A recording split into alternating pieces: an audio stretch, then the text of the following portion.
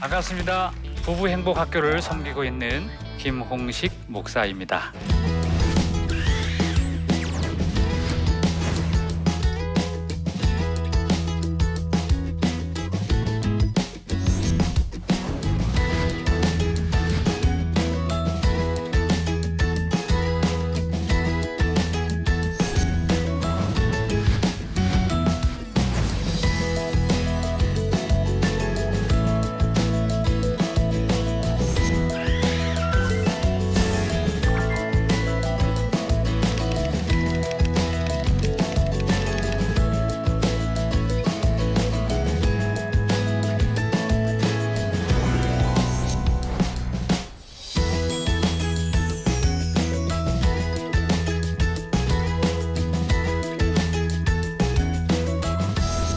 오늘은 여러분에게 부부가 어떻게 한평생 안 싸우고 살 수 있을까에 대한 이야기를 나눠보도록 하겠습니다.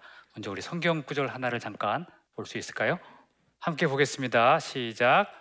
내 헛된 평생의 모든 날 하나님이 해 아래서 내게 주신 모든 헛된 날에 내가 사랑하는 아내와 함께 즐겁게 살지어다. 아멘. 솔로몬이 한 얘기입니다.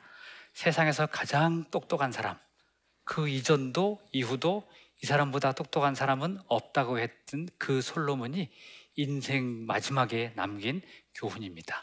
세상 모든 사람들에게 반드시 필요한, 가정에 필요한, 인간관계에 필요한 모든 결론이 이 한마디에 담겨 있습니다. 인생을 헛되다고 얘기해요. 그 헛된 날 가운데에서 의미 있는 것이 무엇이냐? 사랑하는 아내와 함께 즐겁게 사는 것. 이게 솔로몬이 우리에게 주는 인생의 결론입니다. 그래서 부부가 행복해야 되는 이유는 하나님이 우리에게 그 행복을 명령하셨기 때문입니다. 그래서 그 부부가 한평생 살아가면서 안 싸울 수 있으면 얼마나 좋을까? 그래서 그 내용을 함께 나눠보도록 하겠습니다. 여러분은 행복이 어디서 시작해서 어디서 끝나는지 생각해 보신 적 있나요? 저는 그걸 생각해 봤어요. 세상 모든 행복이 어디서 시작돼서 어디서 끝나나. 역사도 시작됐다 끝나잖아요. 인생도 시작됐다 끝난다고요. 행복도 분명히 출발점이 있는데 어디서 출발해서 어디서 끝나야 행복이 제 길은 간 걸까? 그게 가정이더라고요. 가정이 없으면 행복은 출발 자체가 안 돼요. 세상 모든 행복의 시작점은 가정이에요. 그리고 그 행복이 세상을 빙빙 돌아서 많은 사람들을 행복하게 하다가 어디로 가서 딱 안착을 하느냐? 그것 역시 가정이에요. 그래서 그 가정이 행복하면 세상이 평화롭습니다. 사회도 안정이 됩니다. 그래서 이제 그 가정에서도 행복을 만들어내는 주체가 누군가? 제가 생각을 해보니까 그게 부부더라고요. 부부가 행복하면 가정이 행복해요. 자녀도 행복하고 어른도 행복하고 아이도 행복하고. 그래서 이제 오늘은 부부가 어떻게 한평생 안 싸우고 살 수 있을까? 그런 방법이 있을까? 그걸 몇 가지 얘기해 드리려고 합니다. 첫 번째, 한번 따라해 보겠습니다. 큰일이란 없다. 제가 설명해 드리면 그게 무슨 뜻인지 알 수 있습니다. 구충 사는 남자가 늘 싸워요. 집에만 들어오면 야! 청소 좀 똑바로 하지. 동네에서 전 구축 남자만 들어오면 창문 닫아라. 시끄럽다. 아파트가 울리는 아파트였던 모양이에요. 창문 열고 싸우면 그 소리가 온 아파트로 울리는 거예요. 구축 남자는 늘 싸우는 남자. 8층 남자는 결혼해서 한 번도 안 싸웠대. 그래서 동네에 소문이 났어. 어떻게 남자가 한 번도 안 싸우고 살 수 있을까? 그래서 이제 구축 남자가 궁금한 거예요. 내가 8층 남자를 만나면 물어보리라. 안 싸우고 사는 비결을. 근데 만났어. 계단에서. 구축 남자가 물어봤어요. 결혼해서 한 번도 안 싸우셨다며요. 8층 남자가 대답했어요. 싸운 적은 없습니다. 어떻게 한 번도 안 싸우고 사십니까? 그냥 살았습니다. 비결 좀 알려주십시오. 뭐 비결은 없습니다. 그냥 살면 됩니다. 그러니까 어떻게 사셨는지, 안 싸우고 살았는지 얘기를 좀 해달라고 그랬더니 얘기를 했어요. 8층 남자가. 결혼해서 약속을 한 가지 했습니다. 중요하고 큰 문제는 남자가, 작고 사소한 문제는 여자가 결정하기로. 바깥 일은 남자가, 집안 일은 여자가. 그래서 아마 선을 안 넘어가서 안 싸운 것 같습니다. 그 얘기를 해주니까 구축 남자가 손뼉을 쳐서 그거구나. 선을 긋고 남자의 일, 여자의 일, 밖의 일, 집안일, 큰 일, 작은 일. 그걸 깨닫고 우리도 이제 오늘부터 안 싸울 수 있을 것 같습니다. 선생님 감사합니다. 그러고 돌아서는데 뒤통수에다가 8층 남자가 한마디를 더 했어요. 선생님, 근데 한 가지 아셔야 될 게 있습니다. 뭐가 또 있나요? 아직까지 결혼해서 우리 집에서 중요하고 큰 문제는 한 건도 없었다는 거. 그건 알고 들어가신 거예요. 아니, 그러니까 이 9층 남자가 이상한 거예요. 아니, 결혼해가지고 이사 다니고 그런 거 남자가 결정하는 거 아니에요? 저도 그런 줄 알았죠. 근데 부인이 결혼할 때 약속 잊어먹었어요. 사소한 건 여자가 결정한다. 당신은 중요한 일을 하세요. 큰 일, 세상을 구하는 일, 이사갈 돈을 버는 일, 그걸 하세요. 그래서 저는 돈만 열심히 벌었습니다. 제가 이 얘기를 읽고 나서 우리의 인생에 정말 모든 문제가 사소한가 생각해 봤어요. 여러분 생각해 보세요. 남편과 아내가 절대 양보해서는 안 될 일 있을까요? 없어요. 저도 생각을 해봤어요. 이 이야기를 읽고 나서 생각을 해봤는데 정말 양보해서는 안 될 일이 뭐가 있었나? 30분을 생각을 해도 떠오르질 않아. 저희가 결혼해서 딱 한 번 싸웠거든요. 사람들 안 믿어요. 수없이 싸우는데 한 번 싸웠대. 근데 한 번 싸웠는데 제가 기억나는 건 문을 꽝 닫고 나갔대. 우리 사모님이 문 꽝 닫고 나간 게 가슴에 맺혀가지고 지금도 그 얘기를 해. 근데 뭐 때문에 문 꽝 닫고 나갔는지는 기억이 안 나요. 그러니까 한평생 동안 상처받았다고 할 얘기, 사건을 뭐 때문에 싸웠는지는 기억이 안 나는 거예요. 큰일은 없구나. 한평생을 함께 살아갈 아내를 힘들게 할 만큼 큰 문제는 없구나. 그걸 깨닫고 나서는 그 이후로는 큰 소리 한번 치지 않았어요. 밥 주면 주는 대로, 빵 주면 주는 대로, 없다 그러면 굶고 그냥 있는 대로 없으면 없는 대로. 그게 사는 비결이더라고요. 그래서 작은 일은 아내가 하게 놔둬야 돼. 부부의 사랑을 끊을 만큼 큰 문제가 과연 세상에 있을까? 없다는 거예요. 그것만 알아도 우리가 나머지의 생을 충분히 평화롭게 살아갈 수 있어요. 자, 두 번째 주제 따라합니다. 남자는 설탕을 찾을 수 없다. 주제가 좀 독특하죠?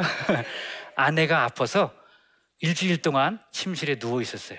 남편이 살림을 했어. 처음에는 뭐가 어딘지 몰라가지고 겨우겨우 밥 해먹느라고 정신이 없었어. 일주일 살림을 하고 나니까 여유가 생겼어. 옛날에 병커피 타 먹을 때 있잖아요. 이제 커피를 먹으려고 커피를 찾고 프림을 찾았는데 설탕이 없어.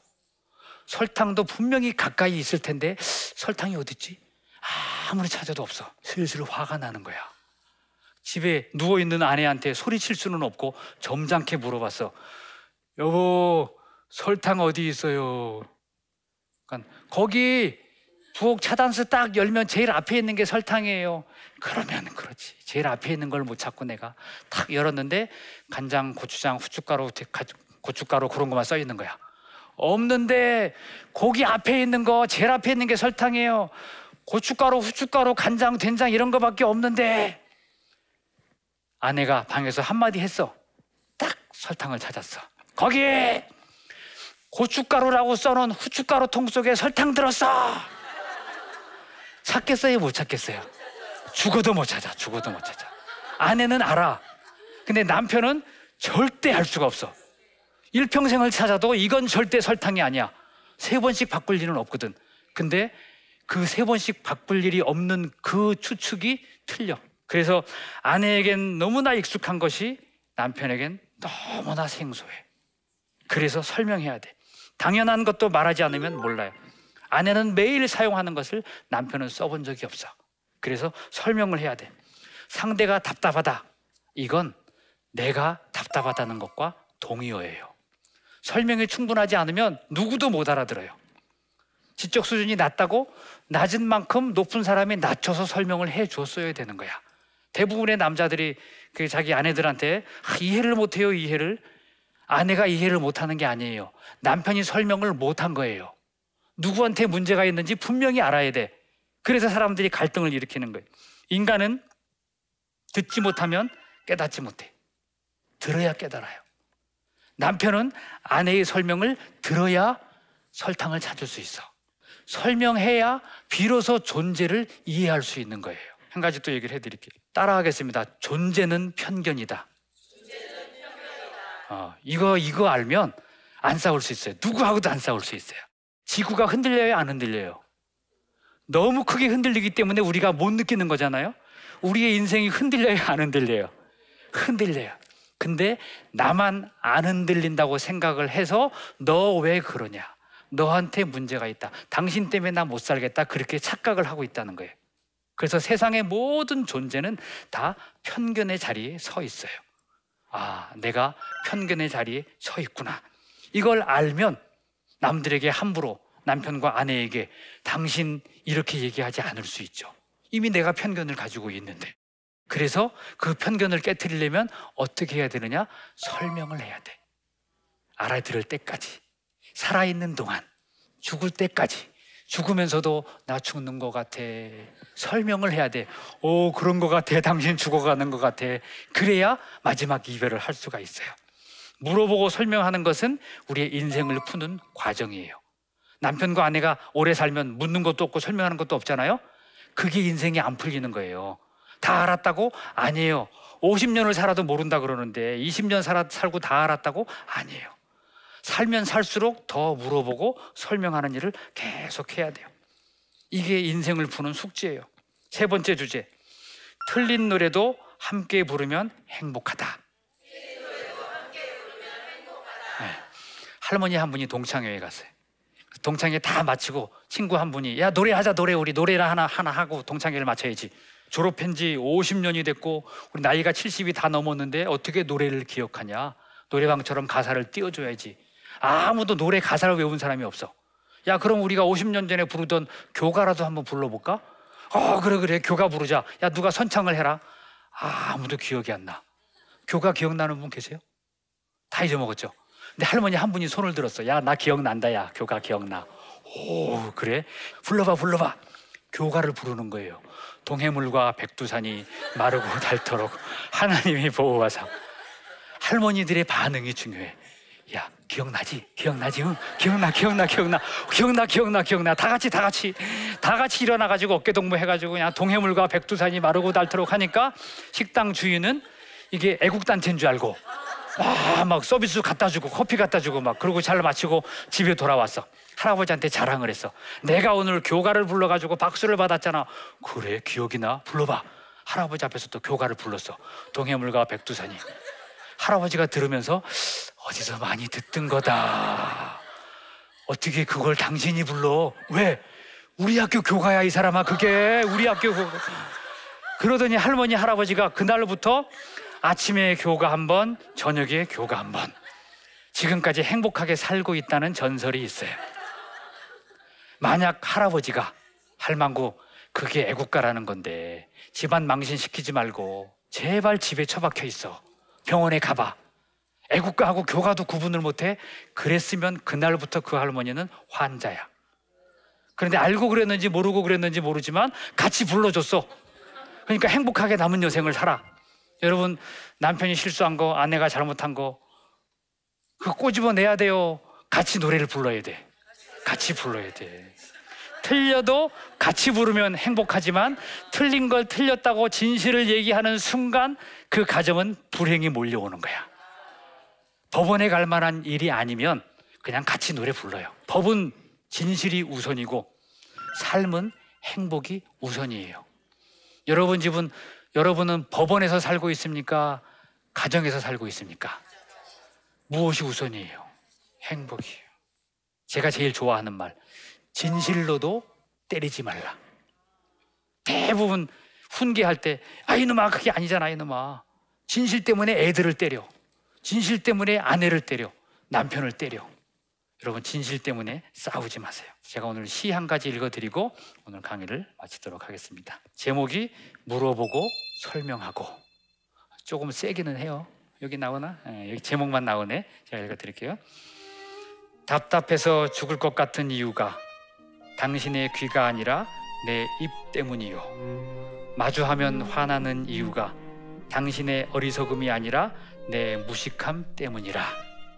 잘한다고 한 말이 욕먹어도 싼 말이었고 설명은 하지 않고 소리만 질렀으니 개처럼 지저대는 소리를 어찌 알아들을 수 있었으리요.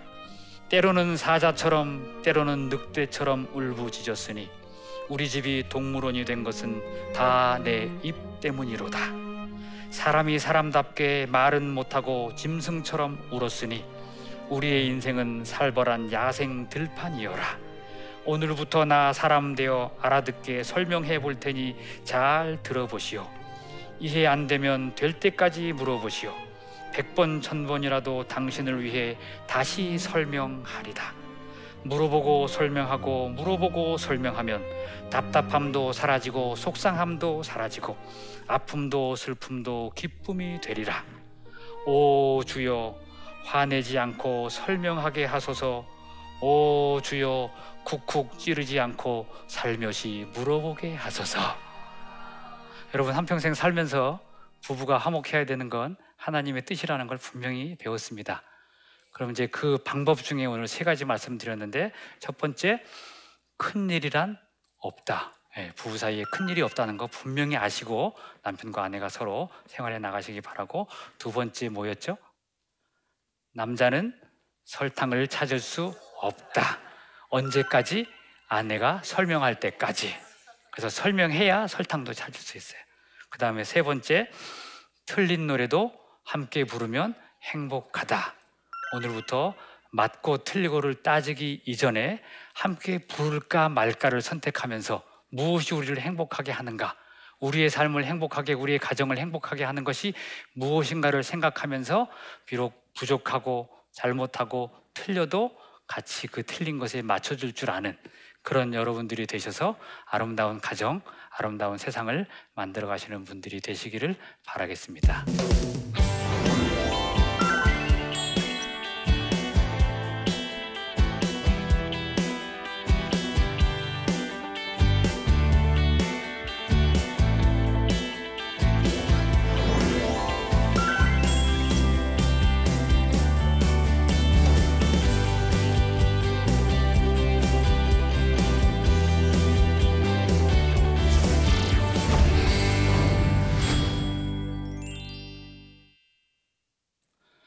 제 강의를 듣고 질문을 보내오신 분이 계셔서 이 시간에는 질문을 좀 보고 제가 답변을 해드리도록 하겠습니다. 우리 질문을 한번 보겠습니다. 얼마 전 막내까지 결혼을 시켜서 저희 부부만 집에 남게 되었습니다. 요즘 같아선 뭐가 남았나 싶을 정도로 공허하더라고요. 나이 든 남편과 둘만 있으려니 너무 재미가 없기도 하고요. 노년을 앞둔 저희 부부가 재미있게 지낼 방법이 있을까요? 근데 이분이 남은 게 있을까요? 없을까요? 많아요. 제가 보기에는 아주 많아요. 저희 부부가 남았어요. 그죠? 집이 남았어요. 남편이 남았어요. 그리고 공허한 시간이 남았어요. 남은 게 참 많아요. 그리고 너무 재미가 없기도 하고요. 지금은 아무 재미가 없어요. 근데 이제부터는 뭐든지 하면 다 재밌어요. 그래서 이분이 이제 자녀를 키워서 다 내보냈기 때문에 사실은 할 일을 다 하신 거예요. 다 했어. 사명을 다 이룬 거예요. 이제부터 제가 권해드리고 싶은 건 자녀를 양육했던 경험으로 사람을 한번 또 보살펴 보면 어떨까? 봉사 활동. 사람이 사람을 돌보는 것보다 더 좋은 일이 어디 있어요? 그래서 이제부터는 정말 재미가 없다면 사람을 키우는 재미보다 더한 게 없다고 했으니까 주변에 있는 사람 중에 내가 돌보고 베풀어 줄 수 있는 사람, 자식은 아니지만 또 다른 사람을 내 자식처럼 키우면 그 보람이 남은 생을 충분히 행복으로 채워주지 않을까, 그런 생각이 듭니다. 자, 이제 두 번째 질문을 또 한번 보시겠습니다. 저는 계속 대화를 하고 사람들을 만나면서 에너지를 얻는 편인데요. 묵뚝뚝하여 말수도 적고 제 말에 반응도 별로 없는 남편과는 대화가 안 되니 언제부턴가 아예 기대를 저버렸습니다. 이런 남편과도 좋은 관계가 좋아질 수 있는 건가요? 여러분 딱 질문 보시기에 좋아질 수 있을 것 같아요? 없을 것 같아요? 없을 것 같아요? 있으실 것 같아요? 대부분 있으실 것 같다 그러고 한두 분은 없으실 것 같다 그랬어요. 제가 보기에도 있을 것 같아요. 본인은 말하고 대화하고 사람들을 만나면서 에너지를 얻는 편이라고 하셨잖아요. 근데 남편은 반대이실 수가 있어요. 남자들은 대부분 혼자 있을 때 에너지를 얻는 사람들이 많아요. 연구하고 몰두하고. 여자들은 수다 떨면서 에너지를 얻잖아요.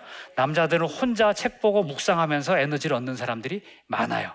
그렇기 때문에 만약 제가 알 수는 없지만 이분의 남편이 혼자 있을 때 에너지를 얻는 형이라면 이분은 중간에서 화해할 수 있는 지점을 찾으셔야 돼. 그래서 서로 혼자 있다가 같이 대화하다가 혼자 있다가 대화하다가 그런 걸 반복해서 서로 주고받을 수 있어야 돼요. 제 말에는 반응도 별로 없는 남편과 왜 반응이 없을까요? 여러분 모든 질문에 다 반응을 하시나요? 대부분의 사람이 자기 관심사에는 극렬하게 반응을 해요. 근데 자기 관심사가 아닌 거에는 시큰둥해요.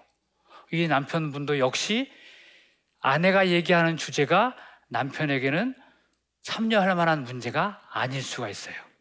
그래서 남편이 관심 가지고 대화하는 문제가 무엇인지, 남편의 관심을 탁 끄집어낼 수 있는 게 무엇인지를 잘 살펴서 남편 쪽으로 조금 기울어진 문제를 가지고 접근을 하면 아마 남편이 좀 쉽게 얘기하지 않을까 그런 생각이 듭니다.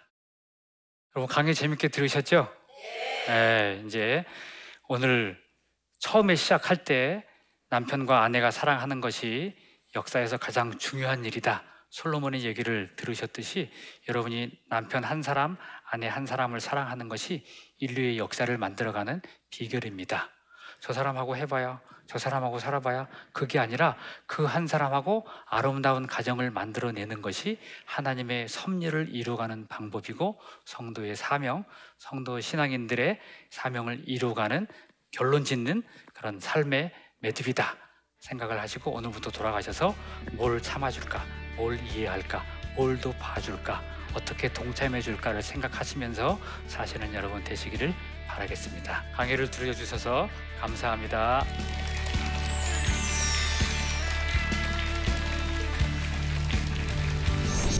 행복은 관계 속에 있습니다. 멀리 있지 않습니다. 행복은 여러분의 관계 속에 있기 때문에 그 관계를 어떻게 잘 갖고 가느냐가 우리의 남은 인생의 수준을 결정합니다. 형편 탓하면 안 돼요. 형편 탓하면 어쩔 수 없었는데 아니에요. 나는 어쩔 수 없어도 그쪽 사람은 이해를 못해요. 이 관계의 법칙들을 생각하면서 우리의 관계가 나와 너의 세상을 행복하게 만든다는 생각을 가지고 아름다운 관계를 만들어 가시는 여러분 되시기를 바라겠습니다.